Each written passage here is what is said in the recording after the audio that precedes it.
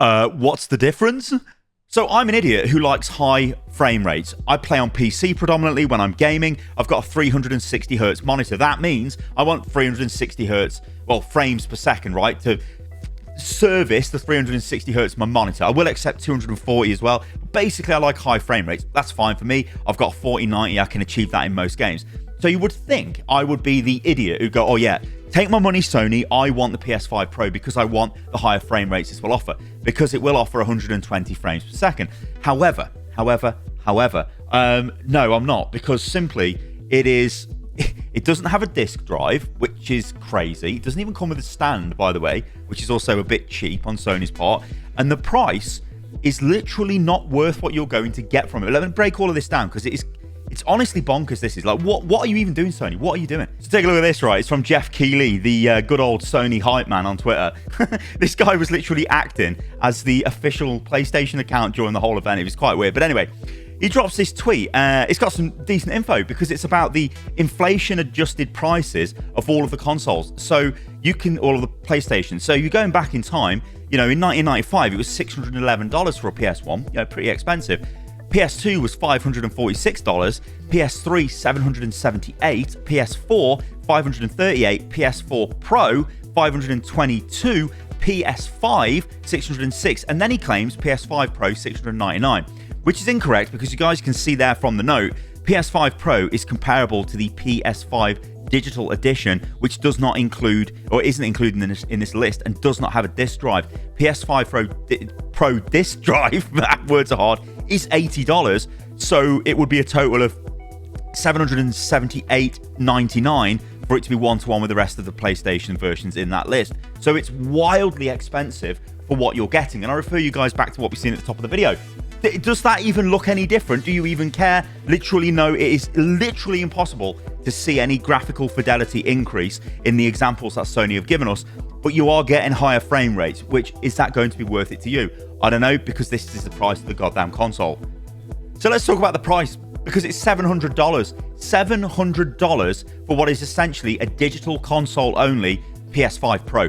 If you want the drive for your games, which, let's be real, if you're a hardcore gamer, you're probably going to be collecting the games more than just downloading them. So really, surely this PS5 Pro should be aimed at you, so it should just come with a disc drive, but it doesn't. That's an extra $80. Then if you want to buy the stand, that's an extra $30. It's like insane. But even if we just ignore that and we say $700, right? I was going to say that's fine. It's not. That's crazy. However, if you live in the UK like me, well, guess what? It's not one-to-one. The Great British Pound is worth more than $1. So you think, okay, it should be about £535, surely, which is still expensive, but that's what $700 is in the UK. No, it's not, because it's 700 quid. So if you turn that into dollars, that is essentially about $915. That's how much we're being charged for a PS5 Pro in Europe. And it's just as insane, well, in the UK, I should say. But in Europe, it's just as insane as well. I think it's like €800. Like, what in the actual hell are you doing, Sony? So if you jump over to YouTube and take a look at the official announcement videos, well, I mean, they tell a tale in themselves. So the first one I'm going to look at here is the PS5 Pro technical presentation hosted by Mark Cerny. Mark Cerny is obviously an absolute legend, but this, well, the likes and dislike ratio is potentially also legendary as well. So you've got 90,000 likes, but 133,000 dislikes. And then, look at this top comment, $700 with no vertical stand and disc drive is insane. And what about this? This is the actual reveal trailer. So this was weird as well, because it just showed off a load of technical terms. It didn't really show you any reason as to why you should buy the console. But again, this has got 52,000 likes and 166,000 dislikes. And the top comment is $700 is crazy.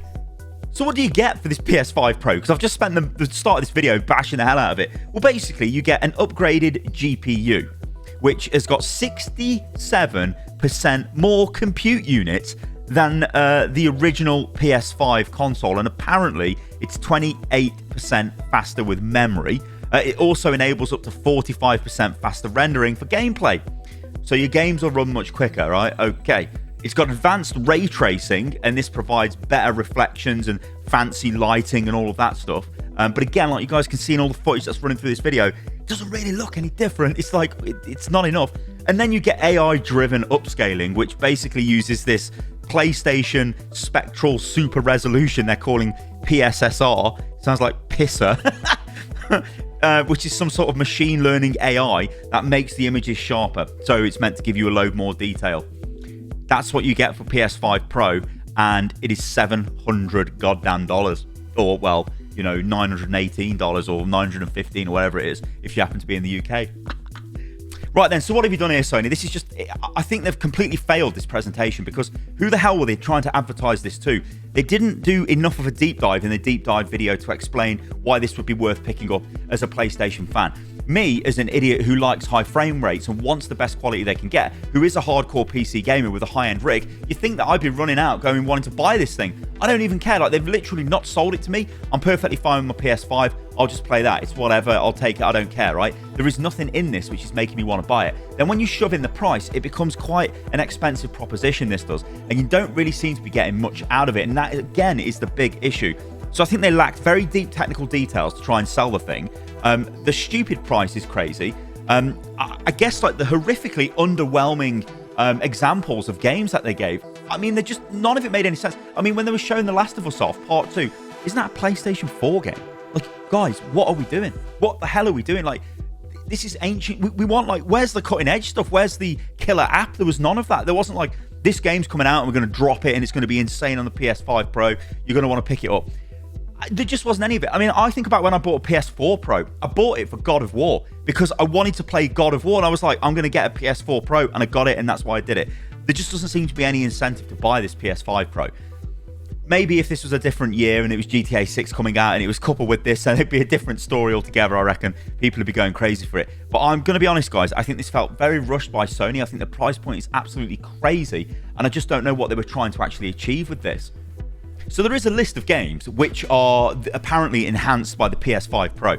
So when I say enhanced, what I mean by that is you might have some better ray tracing effects, so the water might look better, better lighting effects, so there might be like a bit more depth to the lighting effects and all that kind of stuff. And you can have higher frame rates. So what they're trying to target is the performance mode from PS5 is basically going to be the same as the fidelity mode basically the fidelity mode in the PS5 Pro will be as fast as the performance mode in the PS5 essentially, but it's basically about increasing the frame rates. They want games to be running at a minimum 60, but if you want, you can push them to 120, and some games may even just run at that anyway. And don't get me wrong, the difference, at least to me, and well, to most people, between 60 and 120 is massive, but the difference from 30 to 60 is huge. It is a chasm. So playing at 30 is unacceptable to me, but playing at 60 is all right. But you can still kind of play at 60 on the PS5 when you put it into performance mode. So it's like, I don't know, it's just weird. But anyway, this is the list of the games that you're going to get for the enhanced, they're enhanced versions of the games for the PS5 Pro. So I'm going to take this from Jeff Keighley's Twitter again. Again, there's all links in the video description below. So Alan Wake 2 is going to benefit from it. Assassin's Creed Shadows, Demon Souls, obviously the remake, not the original. Dragon's Dogma 2, Final Fantasy 7 Rebirth, Gran Turismo 7, Hogwarts Legacy, Horizon Forbidden West, Marvel Spider-Man 2, Ratchet & Clank Rift Apart, The Crew Motorfest, The First Descendant, and The Last of Us Part 2 Remastered, which I guess, okay, I can take it back. It's the remastered version, so it was for the PS5. But yeah, this isn't enough, is it? This just isn't enough to make you want to buy the thing. Now, I think from a personal point of view here, there is an elephant in the room, and it is that Sony actually release their games on PC. It's not always as the game launches, but yeah, they generally are available on PC. I mean, Helldivers 2, I guess, kind of booked that trend, but there's a bunch of other games out there which Sony release, and they would only be playable on PlayStation, but they do drop them on PC now, on Steam. So that kind of makes me spoiled for choice. I can play them on PC and have a better experience than any of the PS5 consoles could give me. Now, this is the thing I want to get to here. People have been saying, well, you can build a gaming PC for like $800. That would be acceptable. I'm going to straight up tell you right now, there is no gaming PC out there for $800 that will rival the PS5 Pro's performance. But you don't even need the PS5 Pro because the PS5 will be good enough anyway. This is the issue with all of this, right? The PS5 Pro, it's too expensive. But I do think it is ludicrous when you see people out there going, oh, you can just build a PC. Here's an $800 PC. And guess what? Your games are cheaper on PC as well. You've got more games. You've got this. You've got that. But no, that just isn't going to happen. You're going to need to spend quite a bit more money for a gaming PC. I would always say get a gaming PC if you can, especially like a good mid-range PC, because it's going to last you longer. You're going to have more games. You can obviously do more things with it as well because it's a PC. You know, it's just a games console. But it is just, honestly, to me, it is weird, those comparisons. Now, the other issue we've got is there isn't really any competition for Sony in the high-end games console market. We know Switch 2 is around the corner, but that's not going to be anywhere near and even the level of a PS5. I don't even think it's near the level of PS4, is it? Maybe it is, I don't know. But who owns this market? Sony owns this market. Microsoft are basically gone from the market. Yeah, you can buy Xboxes still. You can get a Series X, which weirdly has got better performance in Space Marine 2 than the PlayStation 5. But Saber Interactive are trying to like give away in a competition a custom-made PS5. So you think they would have like targeted performance on that, but I guess they haven't. But what I'm trying to say, guys, is there isn't really any competition to them, right? The only competition to Sony is gaming PC, which is still a lot more expensive. So you can kind of, I don't know, be the devil's advocate for Sony's corporate division. You can see what they're thinking. You can't get this much power in a PC for this price, so we can charge this price. Problem is, they've got a PS5, which is still doing the same thing anyway. So why the hell are we going to buy this PS5 Pro? It makes no sense. And I do think what I said earlier on in the video makes sense as well when we're thinking about who is this aimed at? Who is the hardcore PlayStation gamer that would even want the high frame rates? It's probably somebody who's got a bunch of games on discs because they're collectors. Guess what? You're not even selling them a disc drive. It's like, it's crazy. It's absolutely crazy. I mean, I know you can buy it as an extra, but again, it's bumping the price up, right? And the $700 console, when you buy the stand, which is like $30, and you buy the drive, suddenly becomes over $800. It's like, what? It is crazy. All right, guys, thanks for watching the video. I've been Stylosa. If you enjoyed that, then do subscribe to the channel. But let me know what you think about this. Are you actually going to buy one of these consoles? I don't think there's literally any need to buy this. They also said that a bit like further down the line, it will enhance PS VR2 headsets, right? Unfortunately, there's literally no games for that. I mean, they've essentially discontinued it. I've got it, and I'll tell you what, the Horizon game was absolutely sick for it, but that was it. Everything else was just sort of stuff you'd done before. Okay, well, the Resident Evil game was pretty good, but like, that isn't enough to sell it to me. And like I said, if I'm the type of chump who will buy this stuff, you are actually not even selling it to me, Sony, so I don't know who's going to buy this.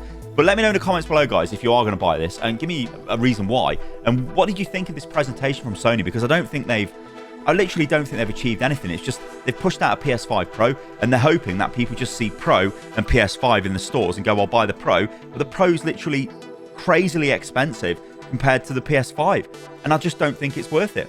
All right, guys, let me know what you think about this in the comments below. I've been Stylosa, and I'll catch you on the next one. See you soon.